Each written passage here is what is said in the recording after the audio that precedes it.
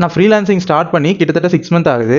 நான் இதுவரையும் கிளைண்ட்டுக்கு report send பண்ணுறதுல எந்த ஒரு பெய்டு சாஃப்ட்வேரும் யூஸ் பண்ணதில்லை. ஆஸ் எ ஃப்ரீலான்சராக என்னால் ஹைரோஸ் ஆர் விக்கிடு ரிப்போர்ட்டர் மாதிரியான பெய்டு டூல்ஸ் என்னால் அஃபோர்ட் பண்ண முடியல. ஆனால் ஸ்டில் இப்போ வரைக்கும் கேம்பெயின் அனலைஸ் பண்ணுறதுல எனக்கு எந்த பிரச்சனையும் வந்ததில்லை. ஸோ நான் எப்படி என் கிளைண்ட்ஸுக்கு கேம்பெயின் அனலைஸ் பண்ணுவேன்றதை டீட்டெயிலாக சொல்கிறேன். Hi guys, this is day 60 of documenting my freelancing journey. முன்னெல்லாம் கிளைண்ட் ரிப்போர்ட் கேட்டால் நான் எப்படி சப்மிட் பண்ணிட்டு இருந்தேன்னா, ஜஸ்ட் நேராக ஆட் அக்கௌண்ட் போய் எக்ஸ்போர்ட் டு எக்ஸல்னு கொடுத்து அந்த ஃபைலை அப்படியே ஷேர் பண்ணிடுவேன். ஆனால் நம்ம நினச்சிட்டு இருப்போம் அதில் எல்லா டீட்டெயிலும் இருக்குன்னு. ஆனால் ஒரு கிளைண்ட் பாயிண்ட் ஆஃப் வியூவில் அவங்களுக்கு கிளாரிட்டி தான் தேவை, டேட்டாஸ் தேவையில்ல. ஸோ அந்த மாதிரி நம்ம எக்ஸலை அனுப்பணும்னா அகைன் அவங்க இது எனக்கு எக்ஸ்பிளைன் பண்ணுங்க அப்படின்னு தான் சொல்லுவாங்க.